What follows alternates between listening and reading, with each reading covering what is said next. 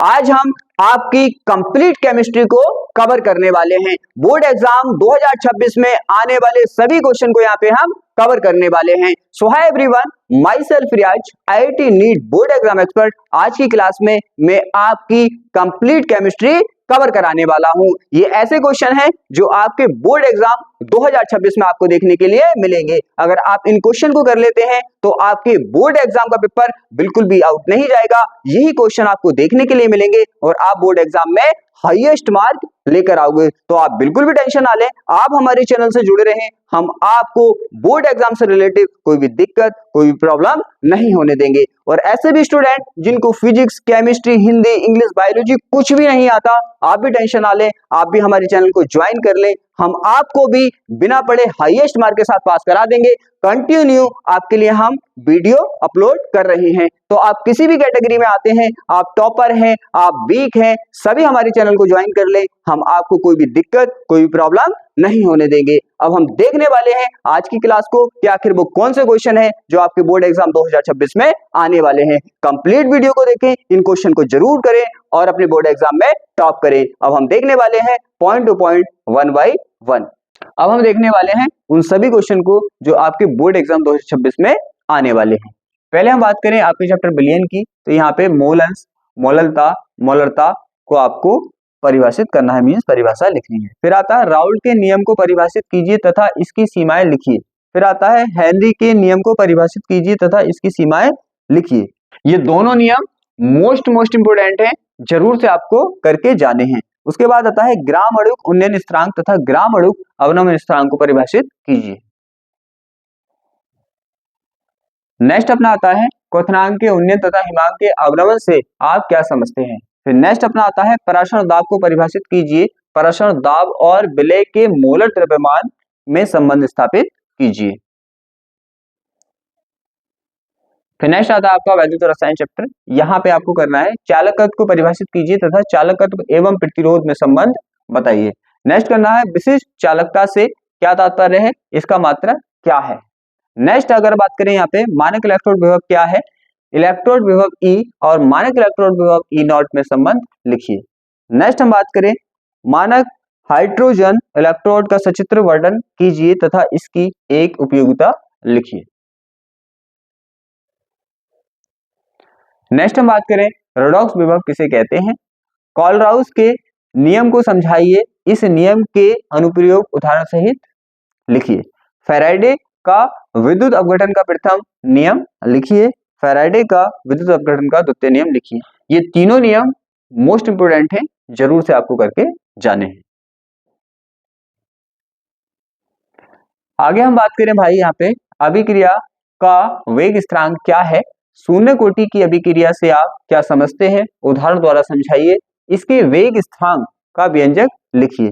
प्रथम कोटि की अभिक्रिया से आप क्या समझते हैं, उदाहरण द्वारा समझाइए। दोनों बहुत इंपोर्टेंट है और ये भी क्वेश्चन बहुत इंपोर्टेंट है। प्रथम कोटि की अभिक्रिया के 4 प्रमुख लक्षण लिखिए।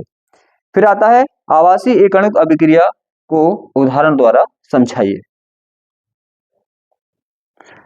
नेक्स्ट हम बात करें आणविकता एवं अभिक्रिया की कोटि में अंतर समझाइए।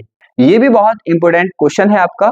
प्रथम कोटि की अभिक्रिया के लिए अर्धायु काल का व्यंजक प्राप्त कीजिए। आगे अगर बात करें यहाँ पे किसी रासायनिक अभिक्रिया के वेग को ताप किस प्रकार प्रभावित करता है, इसको ऐसे ही पूछ लेता है। किसी रासायनिक अभिक्रिया के वेग पर दाब सांद्रता ताप उत्प्रेरक का क्या प्रभाव होता है, मोस्ट इंपोर्टेंट है ये भी क्वेश्चन। उसके बाद अगर बात करें अभिक्रिया का वेग औसत दर क्या है। उसके बाद हम बात करें डी एफ ब्लॉक की, तो यहाँ पे संक्रमण तत्व क्या है, इसकी विशेषताओं को लिखिए। इसको ऐसे भी पूछता है ये भाई, संक्रमण तत्व क्या है, इसके चुंबकीय एवं उत्प्रेरकीय गुणों को समझाइए। इसको ऐसे भी पूछता है संक्रमण तत्व क्या है, इसके चुंबकीय गुणों, रंगीन आयनों का बनना तथा संकुलन आयनों का बनना पर संक्षिप्त टिप्पणी लिखिए। बनने पर संक्षिप्त टिप्पणी लिखिए मीन्स। लेंथेनाइट संकुचन को कारण सहित स्पष्ट कीजिए। ये भी इंपोर्टेंट है, मोस्ट इंपोर्टेंट है, ये पूछा ही जाता है, सीधी सी बात है। ऐसे ही पूछ लेता है यहाँ पे कि भाई ये रंगहीन है और ये रंगीन है क्यों, कारण पूछ लेता है, रीजन इसका। आगे हम बात करें यहाँ पे उपसंयोजन संख्या को परिभाषित कीजिए। इस टाइप से पूछ लेता है इसका रीजन बताइए क्या रीजन है ये। यहाँ पे प्रत्येक है, ये प्रत्येक के दो उदाहरण देते हुए निम्नलिखित को समझाइए। यहाँ पे समन्वय, समूह, लिगेंड, उपसंयोजन संख्या। यहाँ पे एक दंतुर, द्विदंतुर तथा उभय दंतुर लिगेंड से क्या तात्पर्य है, प्रत्येक के दो उदाहरण दीजिए। आगे हम बात करें यहाँ पे उपसंयोजन यौगिकों के संदर्भ में क्रिस्टल सिद्धांत क्षेत्र को समझाइए। नेक्स्ट हम बात करें उपसंयोजक यौगिकों के वर्णन सिद्धांत की अभिधारणाएं लिखिए। नेक्स्ट हम बात करें संयोजकता आबंध सिद्धांत की संक्षेप में व्याख्या कीजिए। नेक्स्ट हम बात करें जैवणु चैप्टर जो आपके ऑर्गेनिक का है लेकिन थ्योरिकल है, तो थ्योरिकल को सबको मैंने एक साथ डाला हुआ है। यहाँ पे अगर बात करें प्रोटीन का क्वेश्चन आपको करना है, आता है 5 मार्क में पूछे जाते हैं ये क्वेश्चन 5 मार्क में। आगे ये वाला आपका क्वेश्चन प्रोटीन का, ये भी आपको करके जाना है। विटामिन का ये क्वेश्चन भी करके जाना है। न्यूक्लिक अम्ल का ये क्वेश्चन भी आपको करके जाना है। सब थ्योरिकल है, बहुत इजी है, आप आसानी से कर सकते हैं। नेक्स्ट हम यहाँ पे बात करें जैवणु, तो यहाँ पे ये क्वेश्चन भी आपको करके जाने हैं, मोस्ट इंपोर्टेंट है। अब हम बात करने वाले हैं आपके ऑर्गेनिक पार्ट की, जहां पे आपसे रिएक्शन बनाने की विधि ये जो पूछी जाती है उन सब पर। तो अब हम देखने वाले हैं ऑर्गेनिक को। अब हम देखने वाले हैं आपकी ऑर्गेनिक केमिस्ट्री को, बनाने की विधियां कौन सी करनी है, नेम रिएक्शन, अब इनको हम अच्छे से देखने वाले हैं, आप जरूर से करके जाएं। अब देखो यहाँ पे मैं पढ़ के सुनाऊंगा तो काफी टाइम लगेगा, काफी टाइम लगता है पढ़ के सुनाने में। आप इनका स्क्रीनशॉट ले लें, बात एक ही है। तो क्या है, आपको पहले ये बाई क्लोरोबेंजीन बनाने की विधि करनी है और इनसे रिएक्शन करानी है आपको। फिर आपको यहाँ पे SN1 और SN2 करके जानी है, मोस्ट इंपोर्टेंट है। उसके बाद आपको ये बनाने की विधि करके जानी है। उसके बाद आपको ये बनाने की विधि करके जानी है।